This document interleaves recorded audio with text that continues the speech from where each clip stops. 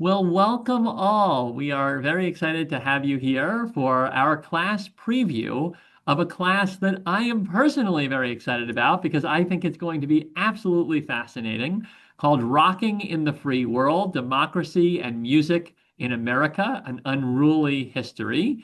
And it is being taught by two extraordinary people, and I'll introduce them momentarily.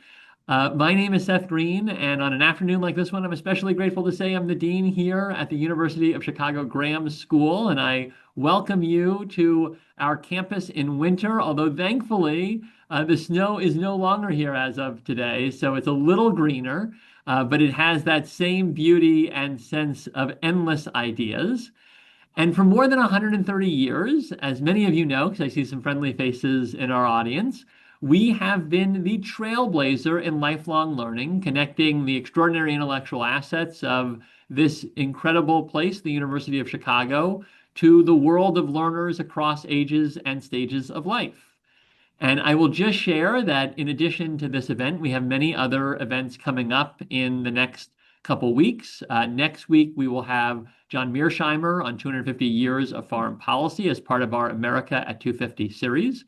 Then we'll have another series, Enduring Excellence, where we'll be having a conversation with Herminia Ibarra, a professor at the London Business School, about her insights on what she calls working identity and how that shifts over midlife.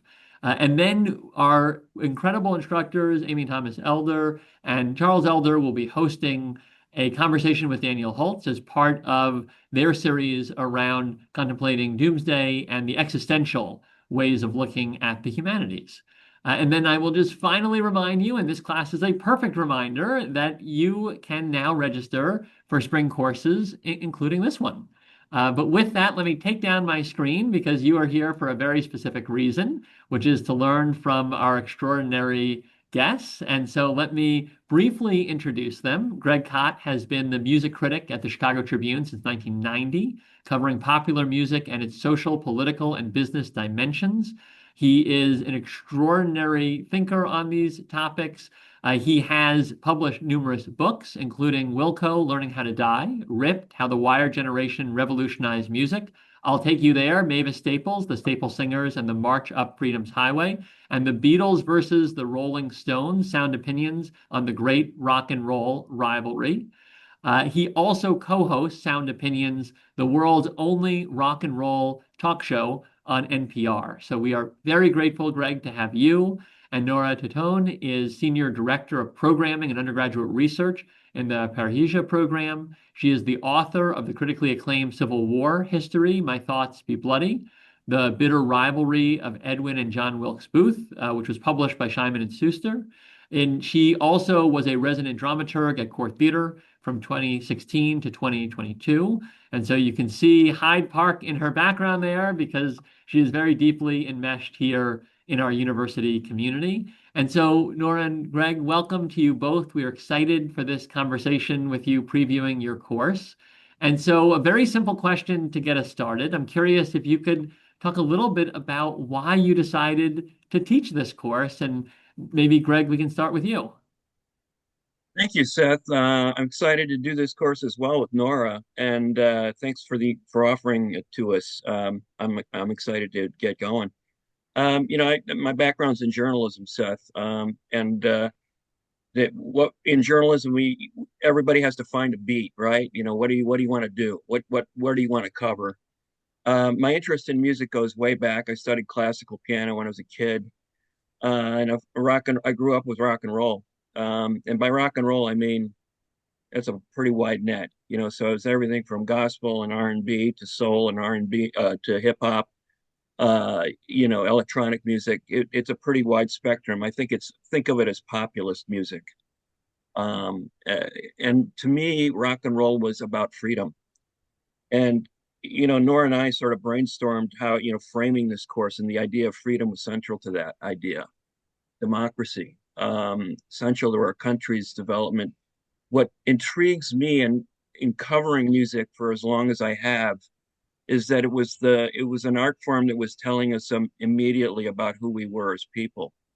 It was the most immediate art form, uh, and it was created by the least free among us.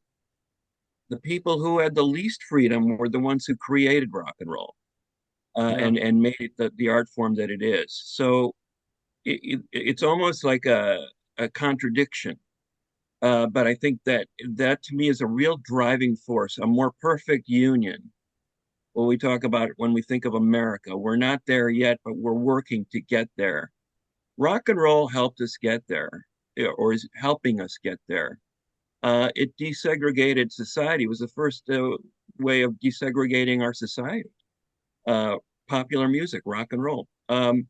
So, when we talked about doing a course, I was really excited to sort of talk about some of these ideas, with other like-minded people, and maybe people who aren't necessarily like-minded, but are curious about what this has meant. Because I would guess that everybody, not only the teachers of this class, but the people who are taking the class, grew up with this art form. It's our art form. It's our generation's art form that we sort of created together and listened to. So, a lot of exciting possibilities. Wonderful. Thanks, Greg and Nora. Can we talk about what inspired you to be part of this? Absolutely. Well, I'm going to be completely honest. I read Greg's remarkable book, his biography of Mavis Staples. I'll take you Yeah. there.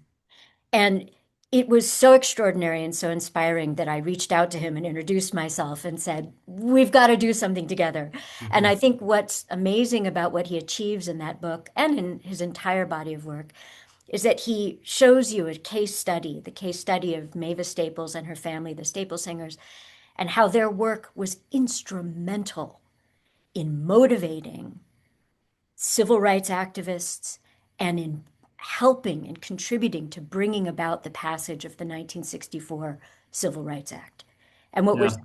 extraordinary for me as a historian and a biographer to see in that case is how Greg draws on his deep understanding of music and his understanding of American history to come at a chapter of our nation's past in a new way.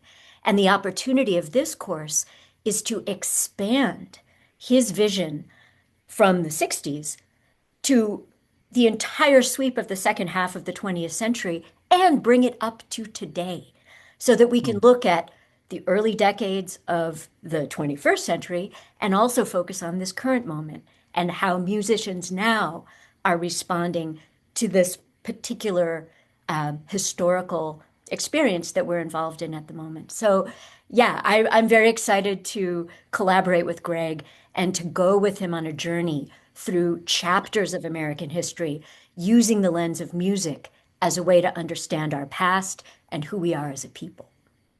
Well, I think it's absolutely fascinating, and I am very excited to give a glimpse of this incredible course to our audience. And so the approach, as I understand it, of the course is that you'll explore a number of themes and kind of how rock brings those to life. And so one you've already named, Greg, and you did too, Nora, in the example of Mavis Staples, is how rock has expressed freedom and reflected societal moods. And I'm curious if you could each just talk a little bit about that and about how you'll be weaving that theme into the course exploration.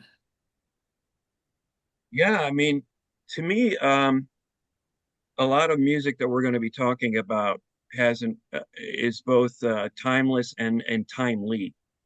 Um, a lot of the best protest music has almost felt like a news bulletin. You're what's in the news and responding to what's happening.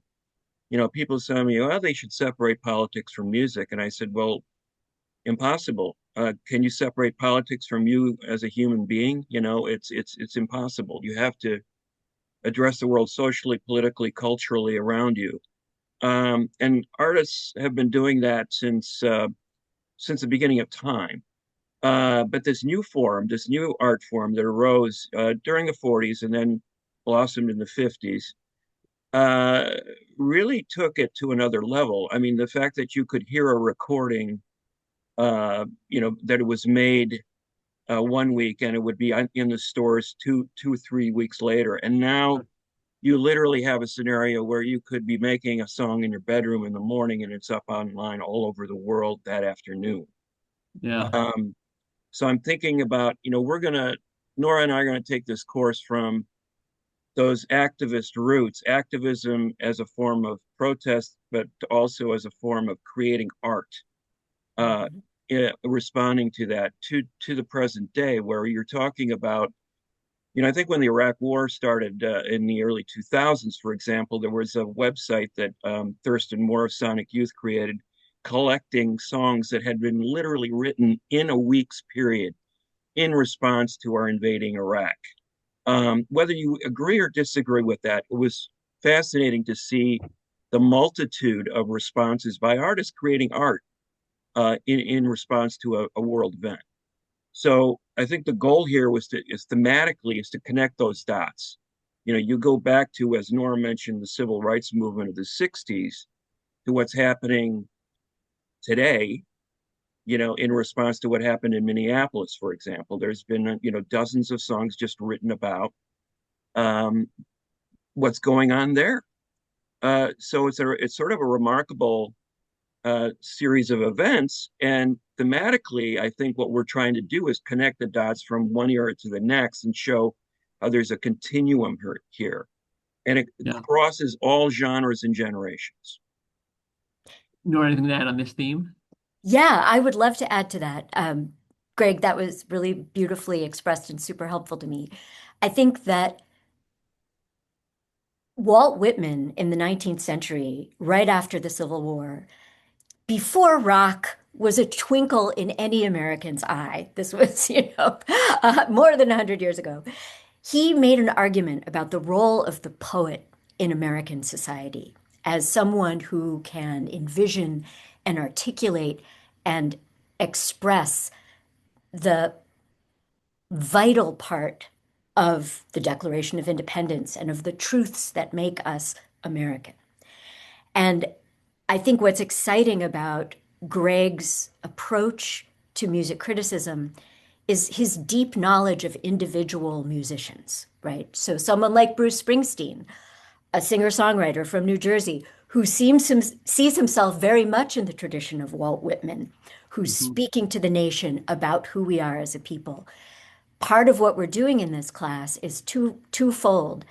We'll be drawing from excerpts from Greg's unpublished Mhm. manuscript memoir, where he has lots of writing about the relationships that he's built with significant American artists who've taken us on this journey to a more free understanding of what America is. And we'll be also looking closely at the songs themselves. And Greg, I think you can talk about active listening and that skill that you're seeking to impart in this class. It's similar to analyzing a poem, but you need a music critic to help you do that.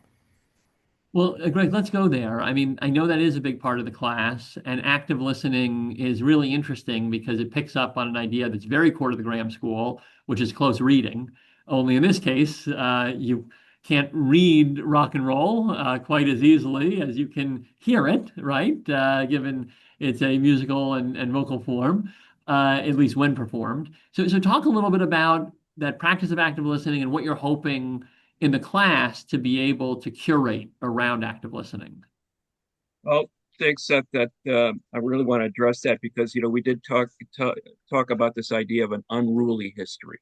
Yeah. Um, this is going to be a chronological march through time, and it's going to be, very very stiff and formal. It's going to be it's going to have its own element of chaos in it, uh, in a good way, I hope, in an informative way, in a way that's exciting to the class. And audio and visual will be a big part of that. So we're going to bring in examples of music from every generation, every genre that has under this giant umbrella that we call rock and roll. And the whole idea of, I've talked to a number of musicians who said that a song isn't complete until somebody listens to it, which to me was a really interesting idea. It takes out this idea of like, oh, art's kind of up here and the listener's down here. It kind of puts us all on the same plane. You need an active listener. You need a an informed listener to Mhm. complete the circle. It's a fascinating idea, and I think just the fact that people are interested in a class like this indicates to me that we've got a lot of informed and interested listeners. So we're going to explore that idea of listening to music, what we can draw out of it, how it's speaking to us, and how we can respond to it. Because I think essentially we're talking about an art form that demands a response. Yeah. It's not a passive artistic experience. You're not just merely sitting down in front of a TV set and watching and sort of this arm's length distance from it. Rock and roll was about moving, both physically and mentally. And I think that's what we're going to really try to get at with some of the examples we'll use in every class. There's going to be a big part of every class we teach and drawing across, as I said, not just sticking to one particular era, but sort of connecting the dots between multiple eras. Well, it'll be exciting because we'll be doing that in person for this class at the Gleacher Center. Nora, can we come to you? What does that active listening look like for you? How do you kind of see co-curating that with Greg? Well, for me, I think Greg and I are both biographers. And the question I'm always asking is, I respond to music in an intuitive way. And so I'm very excited to learn with and from Greg about the granular aspects of breaking down a song and why is it that a certain track produces catharsis or produces a visceral emotional response, right? But as a biographer, I'm also interested in who is the artist, what experience in their life made it possible for them to write that song? What engendered the need to write that song? And Yeah. so I think what's unique about this opportunity is not only will we be kind of like a laboratory working directly with song tracks under Greg's guidance and leadership, but will also be consulting his manuscript, his memoir in manuscript, to understand from his personal relationship with these artists who they were and why they were inspired and driven to make the art that they made that had the impact that it did have. And so that's something I'm very interested in, and I think it will deepen and enrich how we think about the individual songs that change our world. Well, we're going to come to audience questions soon. So let me encourage everyone to follow Richard here and put your questions in the chat if you have them, or feel free on the bottom of your screens, there is a React tab. If you click into that, you can raise your hand and we're happy to call on you. But one final question from me before we get there. Can you talk about how this class is structured, how over the 8 weeks you'll go through different histories and rock movements, and how you're going to approach such a big topic and bringing it to this group of students. Yeah, it's that was one of the fun parts of putting this together with Nora. We were talking about this thematically. And again, you know, the last thing I wanted to do is this chronological march through time, where you're talking about and in 1956 this happened, and then, the next class is about what happened in 1965, and you take us through the decades. There's been a billion classes about rock and roll like that. I love them. I love the fact that people want to talk about it. But our approach is going to be more thematic, especially in terms of, you know, we're going to be looking at music as sort of an activist impulse, something that's done to motivate people to do something, whether it's get up and dance. And I will admit that when I'm listening to music, I do dance to it. So there may be, I don't know, I can't make any predictions, but, if properly motivated, anything's possible. But to me, So this is a dance class and a lifelong learning class. there will be dancing in the aisles. I mean, I'm sure some people have seen Stop Making Sense, the Talking Heads movie, and movies are traditionally passive experiences. Well, people got up in the aisles dancing at every showing of Stop Making Sense that I ever saw. So that's I think that's pretty cool, and I encourage that. But for example, one of the class will be the big thematic overview will be the Chicago and the civil rights movement. Theme of that class, Freedom Highway. We're going to be talking about this amazing period of time where gospel, soul, R&B, blues in Chicago, this ferment of music sort of coalesced into this activist impulse. Whether it's Mavis Staples, Sam Cooke, Curtis Mayfield, people like that. We're going to build a whole class around that idea of where does the activist end and the artist start, or maybe they're one and the same thing. I'm talking to Mavis over the years, you can't separate that. So we're going to talk about how the music expresses that idea. Another one of the thematic ideas is this idea. I titled a class after a David Bowie song, which is sort of cheating because he's a British artist, but he was incredibly influenced by American music. And in turn, American music was influenced by him. So the class will be We Could Be Heroes. And the idea here was the idea of shining a light on the other, Hmm. quote unquote, the other in society. So we talk about the art of people like Lou Reed, Patti Smith, Iggy Pop, David Bowie. People who recognize that not everybody's straight and white and living their life in this kind of existence, which is fine. But there are other people in our society that are neglected and are not recognized as fully human. Yeah. So we create the other because that's the way society works. But this music was directed at those people and wasn't, in some cases, was not appreciated in its time, but over time has become incredibly relevant. Um, and another class I wanted to get into was I titled it Exile in Guyville thematically. Some people from Chicago may recognize that as the title of a Liz Phair record. Liz was one of a kind in the early 90s, creating this sort of dialogue between what it felt like to be a woman Hmm. in a male dominated art form. And we connect the dots from like Liz back to Joni Mitchell, Right. drawing together these artists who have come, Nina Simone, people like this, have done amazing work under this umbrella, pushing against those limitations. So the whole idea of feminism and the four iterations of feminism over the decades, being reflected in popular music. Yeah. So again, that's kind of the approach here. It's going to be a very thematic oriented course as opposed to chronological. As co-teacher, Nora, anything to add? Yes, I mean, I think part of too what we envision for each class, Greg has given you a taste of kind of the overall arc of what week by week might be covered.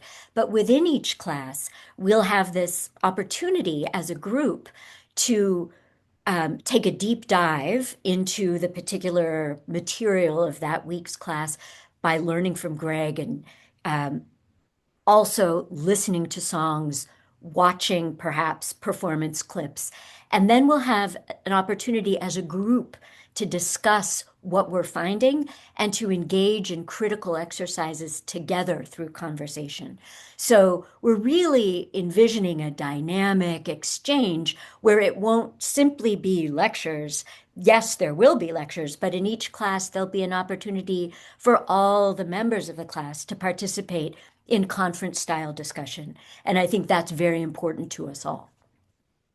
Well, so I know I have more questions, but I want to make sure that we get to some of the questions that are populating our chat.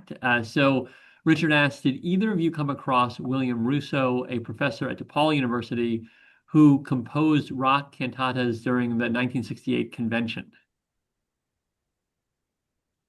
I think I'm you not, you but have that's interested us, Richard. So that will certainly be something that we look into after that question. Um, yeah, that's actually going to come up in the class. The oh, it 68 is. Okay. conventions of, well, I mean, not Russo. I appreciate the tip. Thank you very much.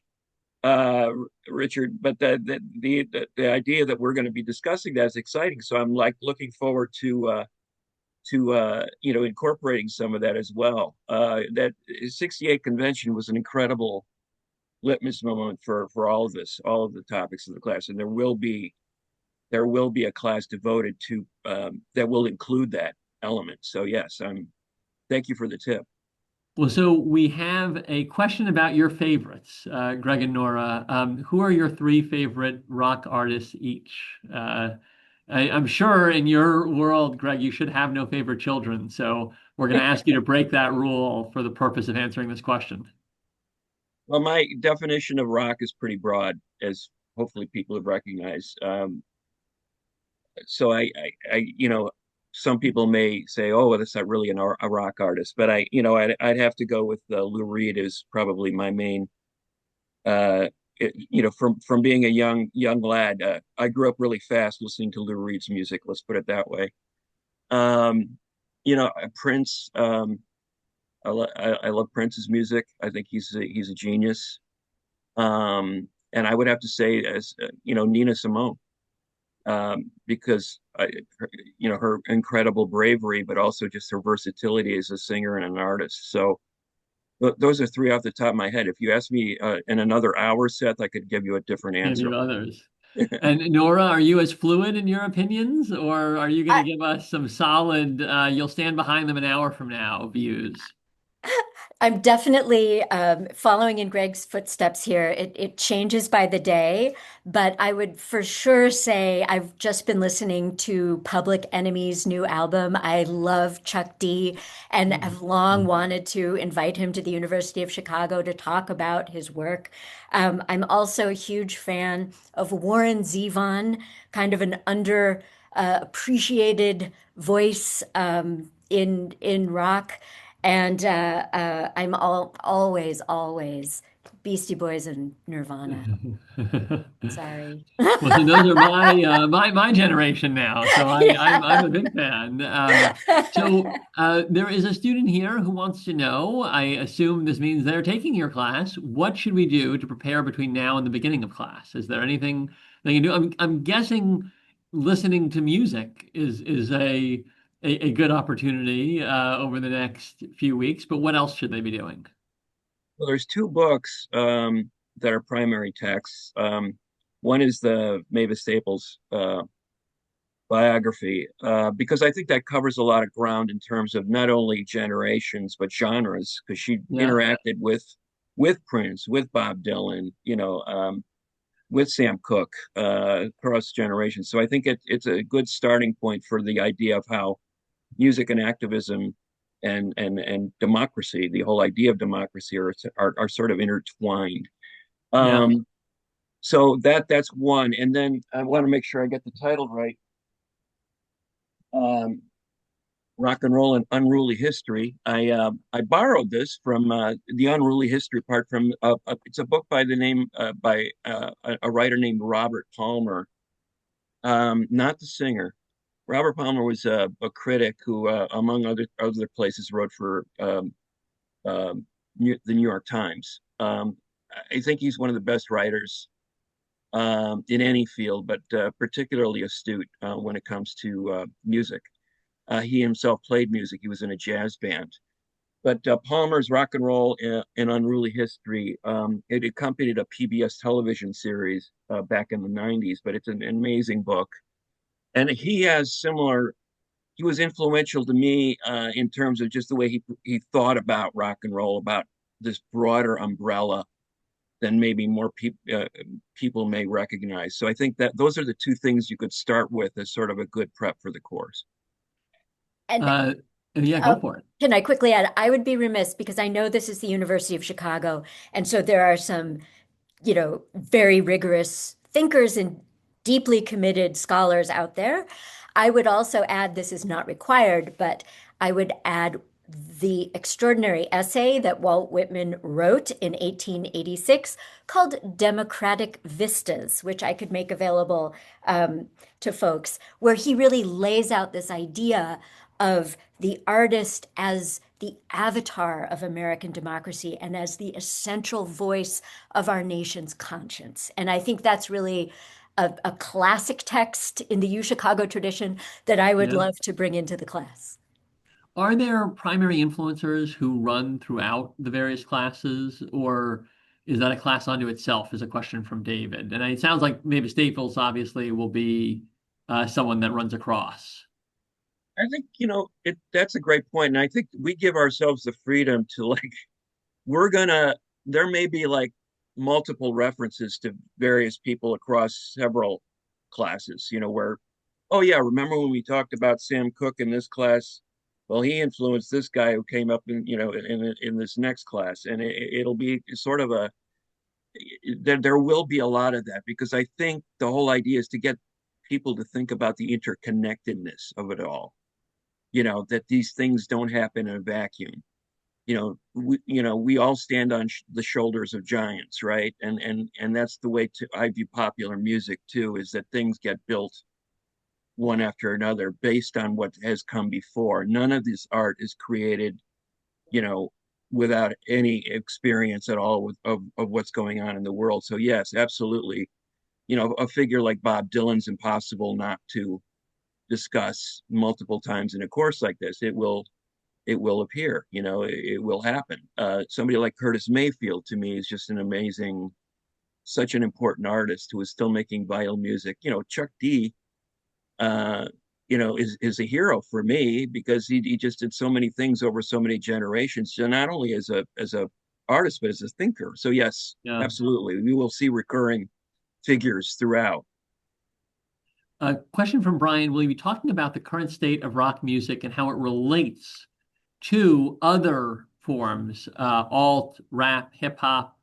Is that something that you're going to look at, and have some of these ideas of music's use for free expression, or, to be unruly or rebellious, how it is clearly something that is also taken up by many other music forms?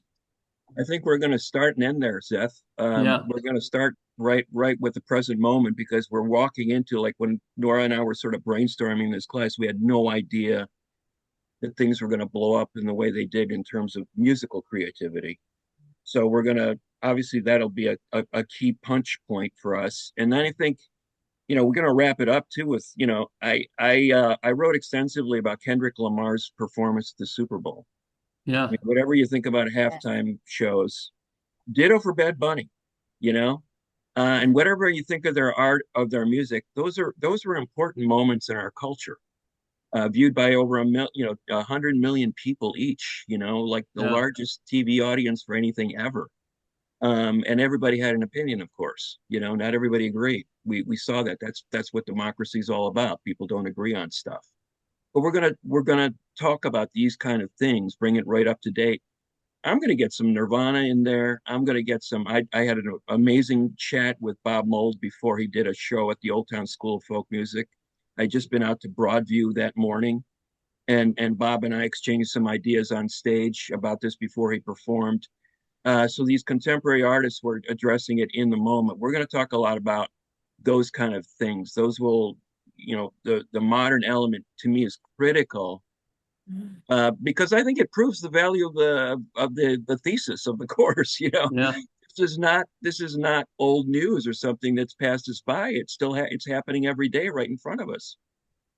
And if I yeah, could add to that, I yeah, think what's really interesting to speak exactly to what Greg is saying is how artists from earlier generations, like Neil Young and Bruce Springsteen, are responding to this moment. Joan Baez just released a track, but then looking at Gen Z artists, you know, yeah, how is Billie Eilish talking to this moment? Right. How are the musicians in their early 20s framing their version of protest music? And like leaning into that intergenerational dialogue, to me is very exciting. And with Greg's guidance to be able to unpack how uh, you know the Neil Youngs and the Bruce Springsteens are expressing themselves about this moment versus how the Gen Z artists are doing the same, I think is really important. Yeah, I have presumably, a I mean, I have a yeah. playlist. I'm sorry, Seth. I have a playlist going right now. That's over 50 songs of just stuff that's been created in the last couple of weeks. And the stuff that's coming out of Gen Z artists. There's this group from San Diego called the Neighborhood Kids that I'm just like totally wild about because they're writing this very hard-hitting, lyrically dense music about what's happening in the world around them. So yeah, it's going to be very much about multi-generational in terms of the way we're looking at it. There's a comment here that it seems like what we think of as rock and roll is a dying art in popular music right now. I'm curious if we get your reactions to that. And I mean, maybe I'll put a broader thought into the mix alongside this question, which is, as I think about Bob Dylan, some of the others you mentioned, these are collective moments, right? And my sense of what energizes is that you're sharing this experience of listening and this sense of kind of shared messaging that may come through in that music. And we're living in a very different world than how people consume music, right? They consume it in their earbuds individually as they walk, sometimes isolated, even in a street in the middle of a city with lots of people around them. And I'm curious, kind of, where do you see rock and roll, at least, as it might be more traditionally defined today? And I guess the, adjacent question that I'm throwing out is, has the change in the way we consume music challenged, upended, disrupted some of the ways that music then engages in this unruly history, if that makes sense? Well, rock and roll, absolutely. I don't think it holds a place in society today.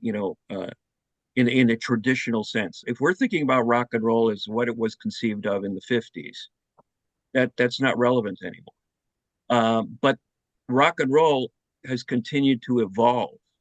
It Yeah. lit a fuse. It lit a fuse. The fuse is still going. I mean, Little Richard, if you put a Little Richard record on today, it still sounds pretty crazy. I mean, it's just like this guy's, an openly gay black man singing about, just the most wild, explosive stuff you could possibly imagine. And that is carried on. The thing is, if rock and roll didn't evolve, it would be boring. It's Right. evolved into something else. I mean, hip hop in some ways is at its half century mark. You Yeah. know, is that out of date? Electronic music. I mean, all these things. We're starting to see a guy like Bad Bunny, uh, you know, bringing in reggaeton, which is a style of music that was created in Latin America in the early 2000s, and now it's being performed to over 100 million people uh, on nationwide television. And I think that to me is what we're really getting at here is this evolution of populist music, whatever you call it. It can be rock. To me, rock and roll is this huge umbrella. It carries on.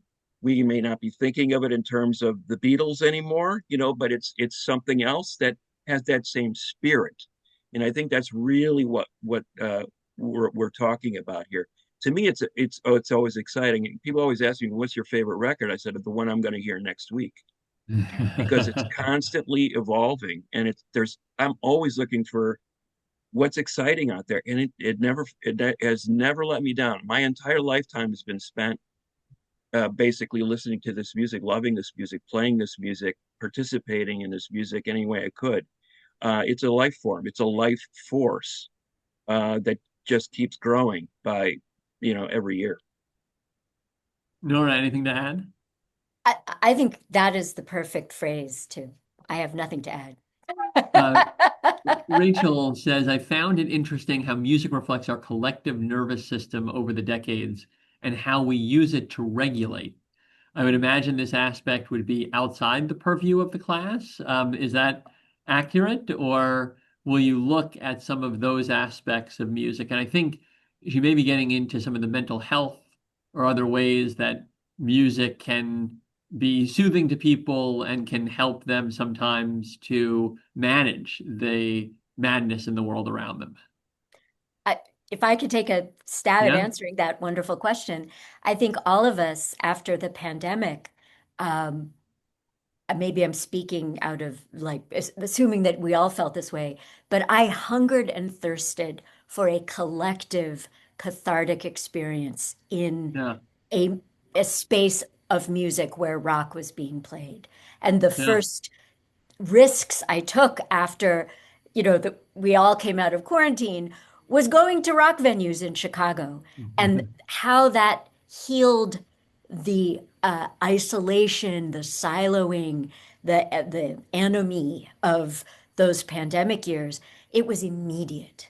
Yeah. I just rediscovered my connection with my fellow human beings, and music was the way to do that. And so, Greg, I don't know, should we urge and encourage students in the class to attend live music as part of the course Absolutely. and It's good for report it's back? good for the soul. You know, It is. you need it. I agree with 100% with what Nora said. It's revivifying to see live music. I always feel better. I always feel like I'm 10 feet tall when I walk out of a show that I was really moving. So yeah, absolutely. I think there is a mental health Yeah. uh, response that you get. You know, those endorphins work in a different way when you hear music, you know, whether you're in tears or you've got this big smile on your face or you laugh out loud or you're up and jumping around dancing, you know. I mean, it's a response. I mean, it's a music that is and that's good, you know. I mean, it makes you feel alive. It makes you feel better. Well, and Greg, you know this much better than I do, but my sense is coming out of the pandemic to your observation, or ticket prices as an example of the level of demand for people to experience collective music events have gone through the roof because there was this pent-up sense, I want to be in this large venue with a community experiencing this together. And, the economist in me wants to call out that we have data here to suggest that demand after the pandemic was so real that it's led to, what has been, I think, a historic level of inflation, especially for some of these larger gatherings. Evan Ho asked the question, and we're going to unfortunately have to end with this one because we're out of time. Will Christian rock, which seems to be on the rise, be integrated at all into the class? And so, Greg, Nora, any quick insights on that front? I would love some guidance on it. If there's somebody who's taking the class would like to, you know, chip in, I'm easy to reach. Greg at gregkot.com. I'm open to it. I think one of the issues that Nora and I had is you know, we've got enough material for three class, three times as many classes as we're going to be able to teach in this particular semester. So there's a lot of ground we're going to cover and a lot of stuff that we're just not going to be able to get to. But I would welcome input on things that people feel are interesting to them, uh, and throw it out there because there'll be other forms of ways that we can reach the class and the students who are here with us, whether it's a playlist or a reading list or things like that that can be additional supplementable supplemental material between classes that we can sort of bring into the discussion. And as Nora said, you know, about the last third of the class will be devoted to a lot of interaction with the class. So I'd love to have, you know, those kind of things brought into the mix if people feel appropriate. Yes, I agree, Greg. And I would also add that I think it's a very interesting question to me, historically in music, in rock particularly, how the language of faith has seeped into secular music. And so Yeah. looking at the history of how languages of faith are embedded in rock could be very tantalizing, I think, just as an analytical exercise to go along with a possible exploration of contemporary Christian rock. Yeah. Well, I will say, I think this has already been a tantalizing conversation. I think it's fascinating what you are endeavoring with this course. I think it's an incredibly important topic in that music influences us every day. Popular forms, obviously, even more so because there are more people listening and taking that in as they think about their relationship with the world. And we rarely have a chance to stop academically and intellectually and think deeply about especially the most popular music and how it may be shaping who we are, who we want to become. and where we see the future. So we're thrilled to have you teaching your first class at the Graham School. Very grateful that you chose to do that here and looking forward to a wonderful spring at the Gleacher Center for the students that are in your course. And thank you all for joining us this afternoon. And we hope to see you in the course in the spring. Thanks again, all. And thanks especially Nora and Greg. Thank you so much, Seth, and thank you all for participating. I really appreciate the attention. We look Thank forward you. to this. We're so Thanks. excited.